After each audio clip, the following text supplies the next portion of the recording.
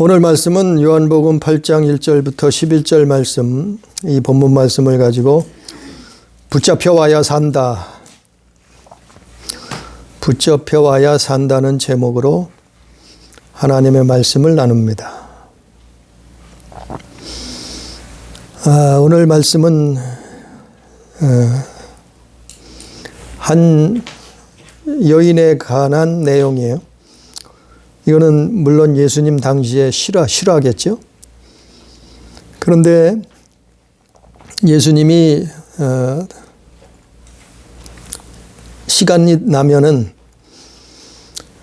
성전에 오셔서 하나님 말씀을, 하나님의 나라를, 그 천국과 지옥을, 영의 양식을 가르쳐 주셨어요. 그래서 오늘 말씀에도 예수님이 밤에는 감람산으로 가셨다가 아침에 다시 성전으로 들어오셨다는 거예요. 성전으로 들어오시니까 수많은 백성들이 나와왔다는 거예요. 예수님 앞에 앉아서 그분의 말씀을, 입에서 나오는 말씀을 들으려고 수많은 사람들이 앉았는데, 그런데 공교롭게도 이 예수님을 어떻게 하면 함정에 빠뜨릴까? 이 예수님을 어떻게 하면 모함할까? 이 예수님을 어떻게 하면 죄인으로 매도를 할까? 붙잡을까? 심지어는 잡아서 없앨까? 그러한 무리들이 있었어요. 그 사람들이 누군가 하면은 서기관들과 바리새인들이었어요. 종교 지도자들이었어요. 왜냐하면 젊은 청년 예수께서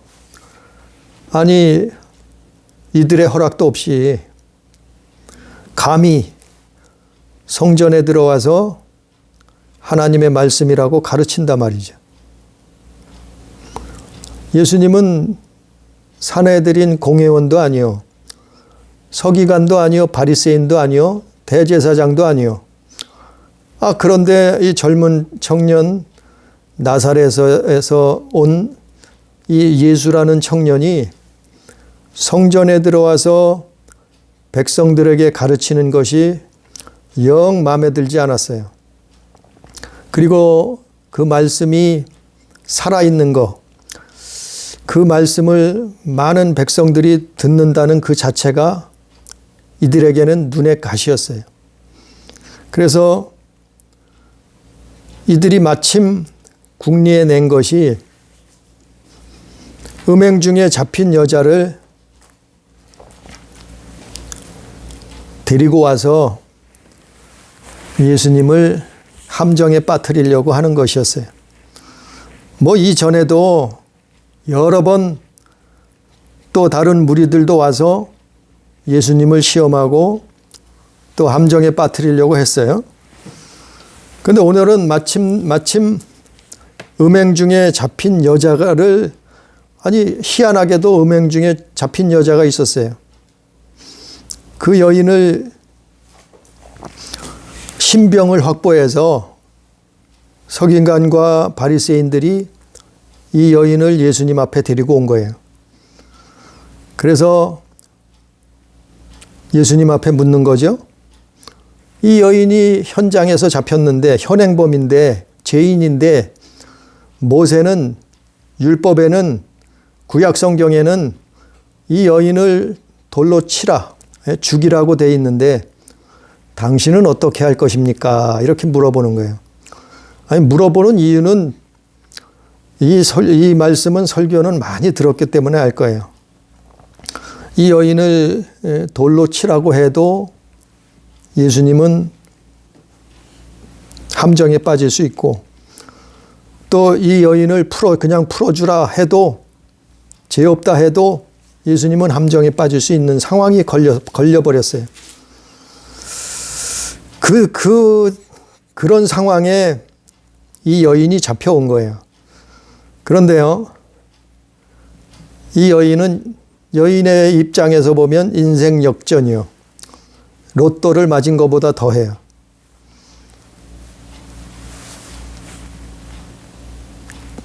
왜 그런가는 오늘 말씀을 들어보면 그렇단 말이죠. 그래서 이 가늠한 여인이 누군가 하면은 바로 우리의 모습이에요. 우리가 하나님을 떠나서 살 때 가늠한 여인이 되는 거예요. 하나님 편에서 볼 때 창조자 하나님을 버리고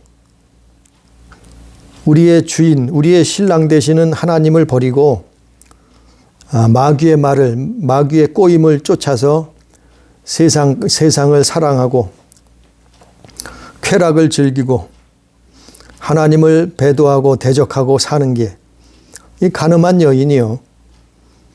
바로 그게 우리의 모습이요. 그래서 요한일서 2장 15절 16절에 보면 너희는 세상에 있는 것이나 이 세상을 사랑하지 말라. 왜냐하면 이 세상에는 있는 모든 것이 육신의 정욕, 안목의 정욕, 이생의 자랑이다. 그것은 하나님께로 온 것이 아니다. 그렇게 살면 하나님을 대적하는 거다. 배도하는 거다. 이렇게 요한일서에 기록하고 있어요. 그래서 오늘 이 가늠한 여인은 우리의 모습이요. 우리가 손가락질 할 수 없는 우리의 모습이요. 세상 살다 보니까, 인생 살다 보니까, 하루하루 1년, 2년, 10년, 50년 살다 보니까 이 가늠한 여인이 되는 거예요. 그래서 이 가늠한 여인은 물론 육적인 간음도 있지만 영적인 간음도 있단 말이에요. 이 모든 것이 하나님을 떠난 거예요. 아담과 하와가 에덴 동산에서 뱀의 말을 듣고 하나님을 떠났듯이 우리 인생도 그렇단 말이에요. 그래서 도적질하고 영적으로 도적질하고 영적으로 살인하고 또 미워하고 시기 질투하고 음란하고 술 취하고 방탕하고 노름하고 동성연애도 하고 어떤 사람들은 마약도 먹고 우상 숭배하고 그렇게 살았단 말이죠. 그렇게 살았어요. 이 가늠한 여인이 바로 우리란 말이에요. 우리의 모습이요. 그런데 그걸 누가 붙들고 왔어요? 3절에 보니까 오늘 본문 말씀 요한복음 8장 3절에 보니까 서기관들과 바리새인들이 여자를 끌고 왔다 그랬어요. 그리고 많은 사람들 그리고 예수님 앞에 세웠다. 가운데 그 여인을 한 사람을 세웠단 말이요. 그 여인이 붙들려 왔어요. 붙들려 왔단 말이요. 붙잡아온 여기는 오늘 3절 말씀해 보니까 붙잡아온 사람은 서기관들과 바리새인들이요. 붙들려 온 사람은 그 한 여인이요. 그런데 참 아이러니하게도 인생이 역전됐어요. 예수님 앞에서 인생이 역전됐어요. 와, 이것은 정말 로또 맞은 것부터 살다가 로또 맞은 것부터 더 큰 행운이요. 누가요? 이 붙들려온 여인, 현장에서 붙들려온 여인이 그렇단 말이요. 인생 역전이라 말이요. 반대로 붙들어온 사람들, 이 여인을 붙잡아온 사람들 누구예요? 서기관들과 바리새인들이요. 이 사람들은 사실은 망했어요.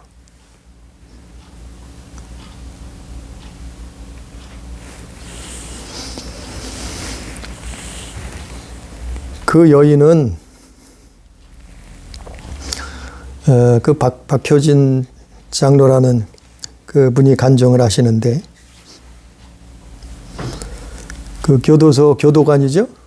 그분이 간증을 하시는데 교도소에 있는 사람들은 들킨 죄인이고 교도소에 안 있고 세상에서 사는 사람들은 안 들킨 죄인이다. 이렇게 말씀하더라.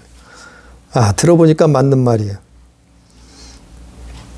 교도소에 간 사람들은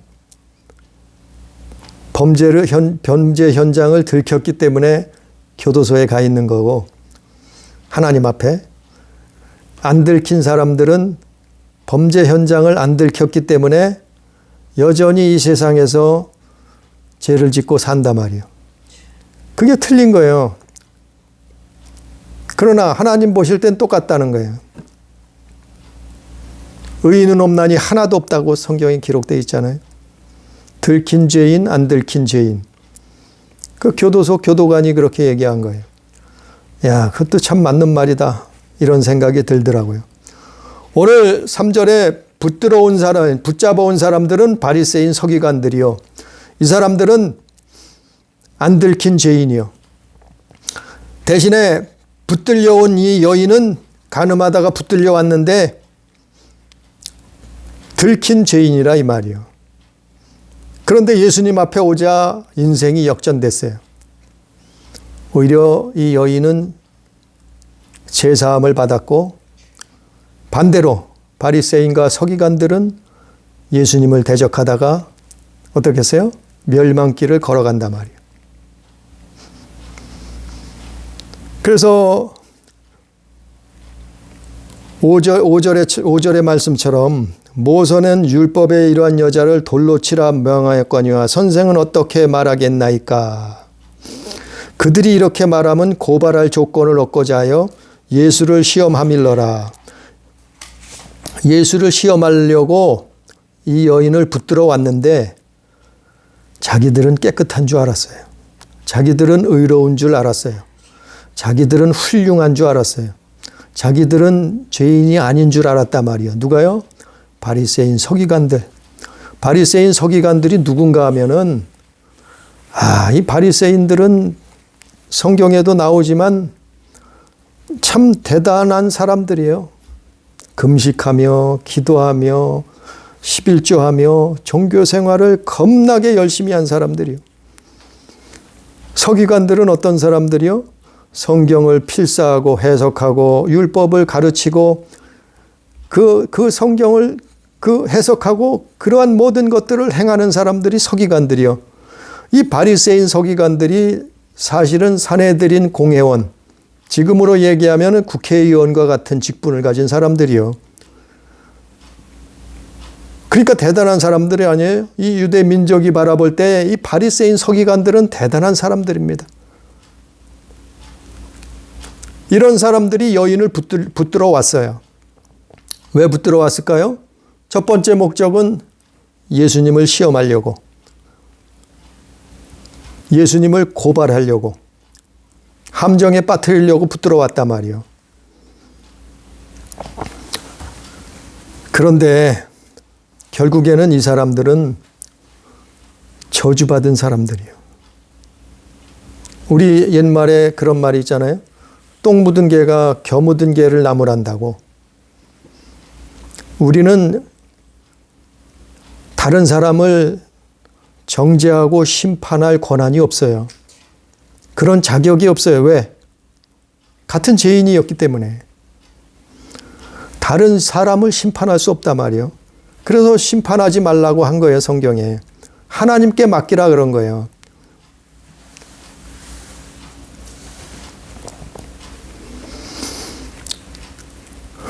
그런데 이 오늘 3절 4절 말씀처럼 이 여인은 인생 역전을 당했어요. 이 여인이 어떤 삶을 살았겠어요? 아마 붙잡히지 않았으면, 안 들켰으면 평생 그렇게 살다가 죽었을 거예요.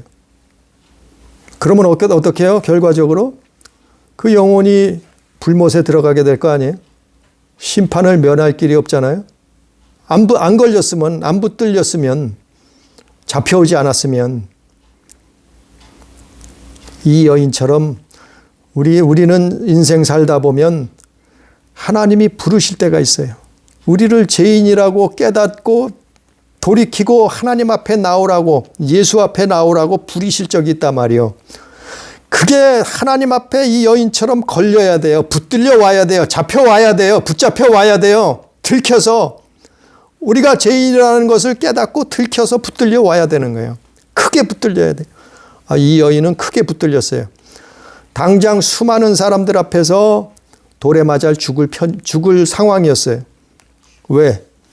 아니 유대 율법에, 모세 율법에 돌로 치라 그랬거든요. 5절 말씀처럼. 이게 구약 성경에 기록되어 있는 거 아니에요? 출애굽기, 레위기, 민수기, 신명기에 이런 내용들이 다 기록되어 있잖아요. 모세오경에. 이 여인이 안 잡혔으면 어떻겠어요? 평생 그렇게 살다가 멸망당하는 거예요. 심판당하는 거예요.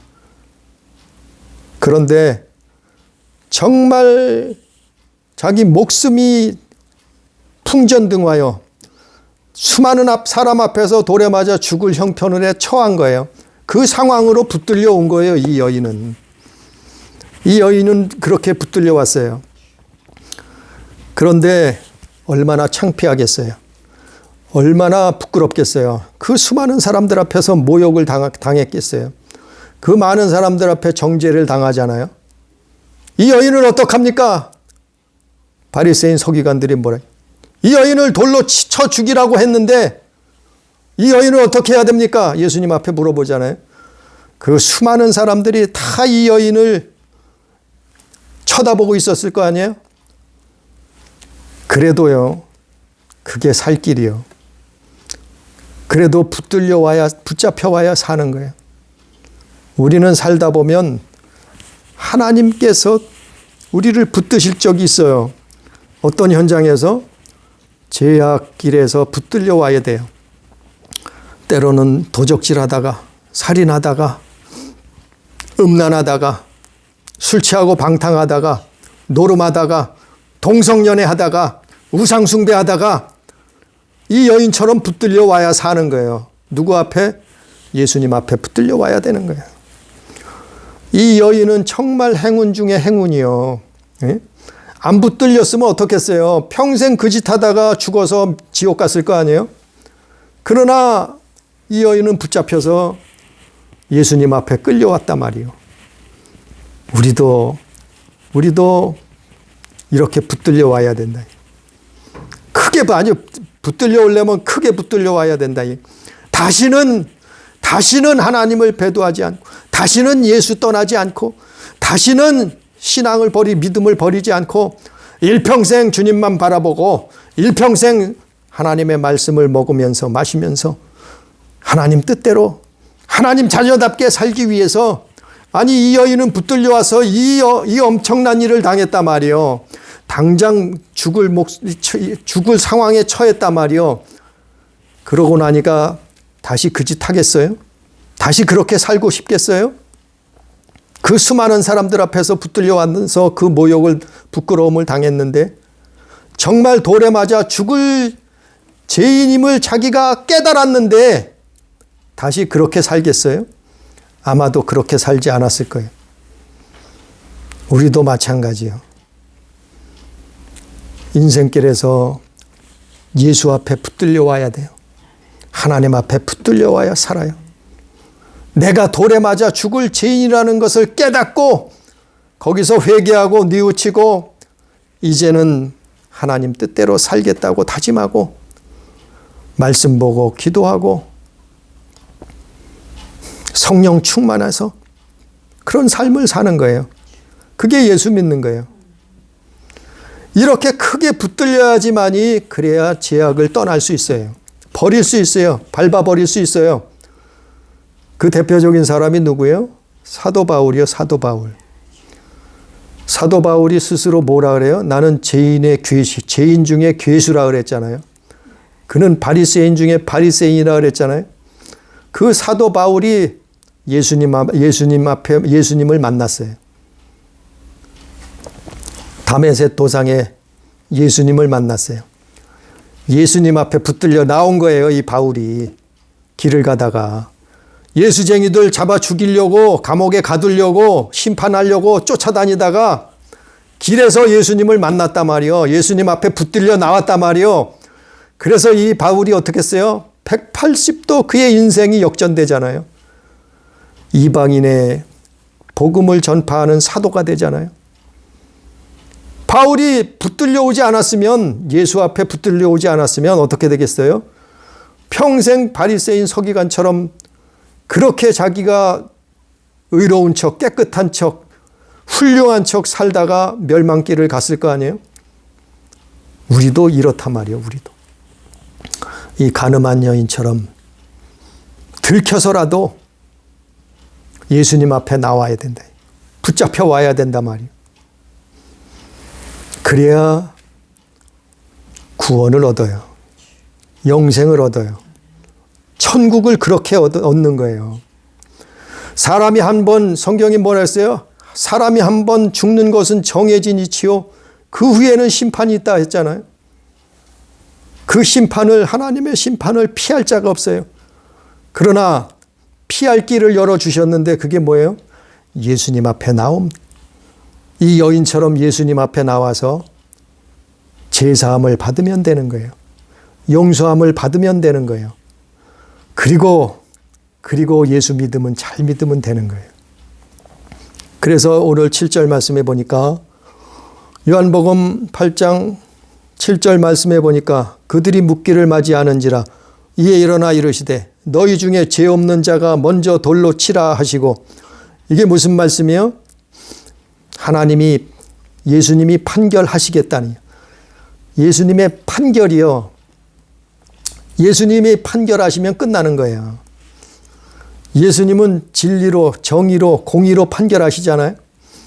예수님이 뭐라고 판결을 해요? 너희 중에 죄 없는 자가 먼저 돌로 치라. 너희들은 너 다 죄인이라 이 말이에요. 만약 죄 없다고 하면은 이 여인을 돌로 쳐봐라 이 말이에요. 너희들도 다 같은 죄인이었지 않느냐 말이에요.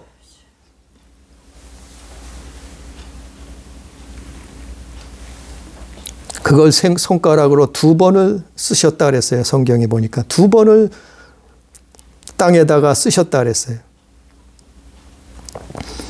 그게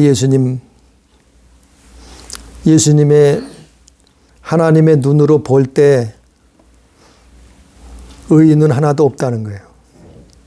그래서 죄 없는 자가 먼저 돌로 쳐보라는 거예요.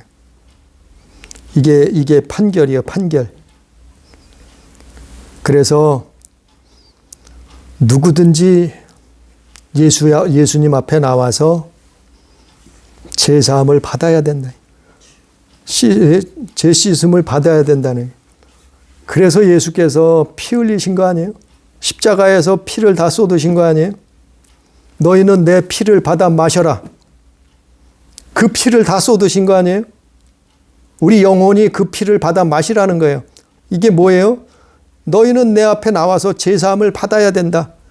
그래야 생명을 얻는다. 그래야 영생을 얻는다. 그래야 천국을 얻는다. 그래야 구원함을 받는다. 이 말씀 아니에요. 이게 7절이 예수님이 판결한 거예요.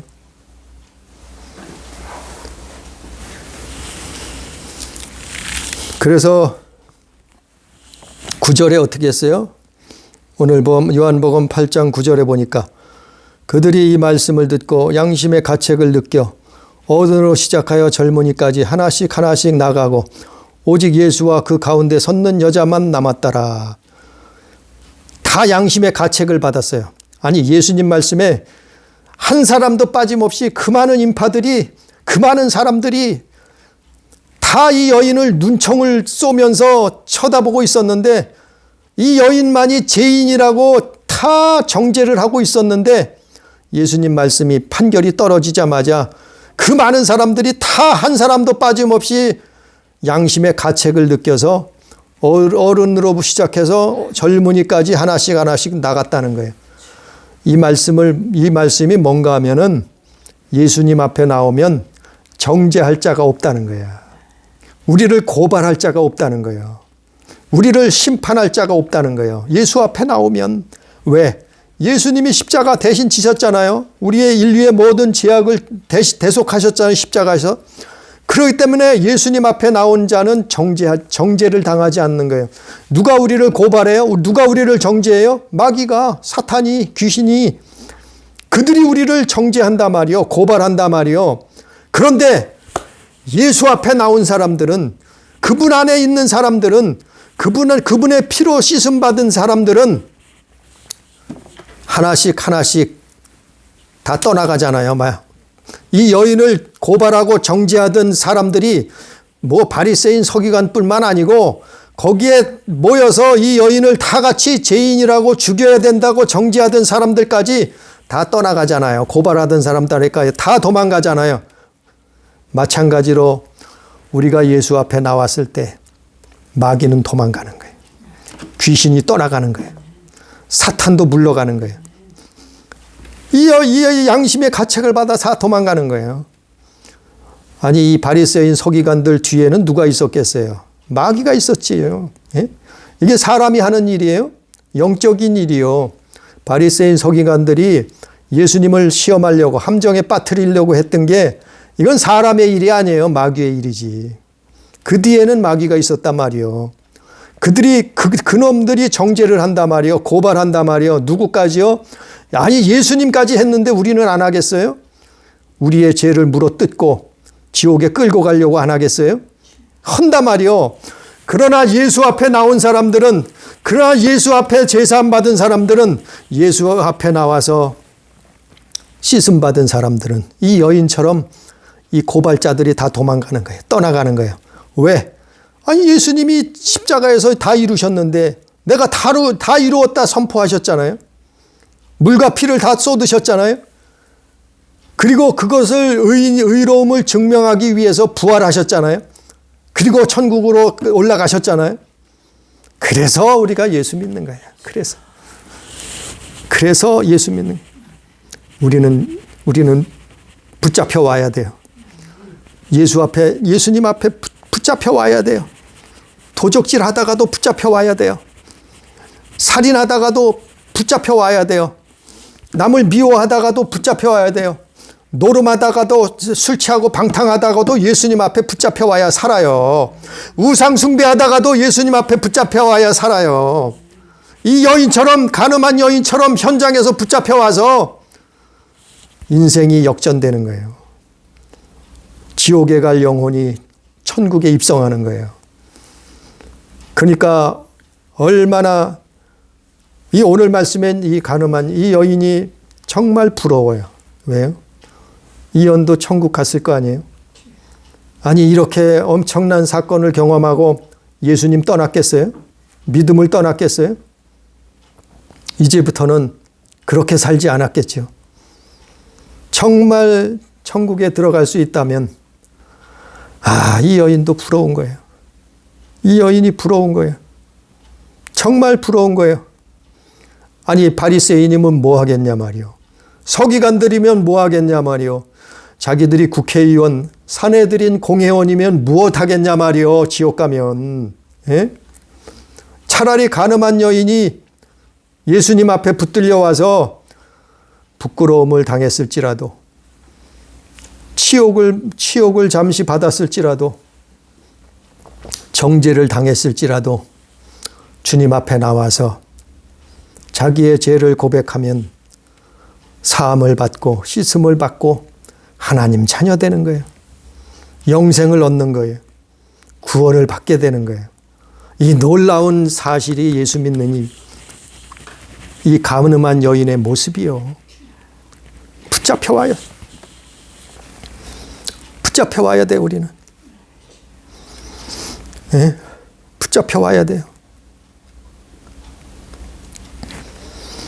10절, 요한복음 8장 10절에 보니까 예수께서 일어나사 여자 외에 아무도 없는 것을 보시고 이르시되, 이제 정죄할 자가 아무도 없잖아요. 예수님 앞에 나오니까. 다 도망갔잖아요. 마귀도 귀신도 사탄도 다 도망갔잖아요. 여자 외에 아무도 없는 것을 보시고 이르시되, 여자여, 너를 고발하던 그들이 어디 있느냐? 너를 정죄한 자가 없느냐? 보라는 거예요. 예수님 앞에 나오는 예수님 앞에 나오는 자는 우리를 고발할 자가 없어요. 정죄할 자가 없어요. 우리를 지옥으로 끌고 갈 자가 없어요. 그래서 예수 믿는 거예요. 보라는 거예요, 그 여인에게.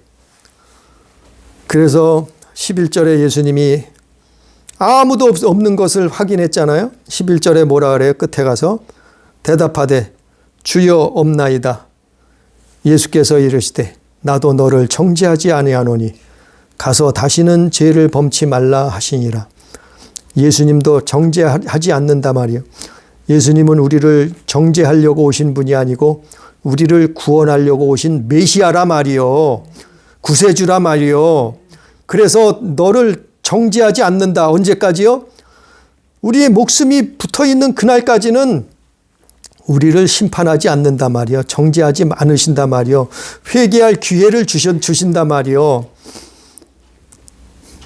그 말씀을 하시고 뭐라 그래요? 끝으로 가서 다시는 죄를 범하지 말라 하시니라. 이것도 중요해요. 예수님이 11절에 끝에 가서 뭐라 하셨어요? 가서 다시는 죄를 범하지 말라. 예수님이 그걸 요구하시잖아요. 다 끝내시고 나서 뭘 요구하세요? 다시는 죄를 범치 말라. 이 뜻이 뭔가요? 오늘 본문 말씀 끝절에 11절에 이 여인에게 뭐라 그래요? 다시는 죄를 범치 말라. 이런 여러 번 나오죠? 다른 성경에도 나오죠? 병을 고쳐주시고도 이런 말씀을 하시죠?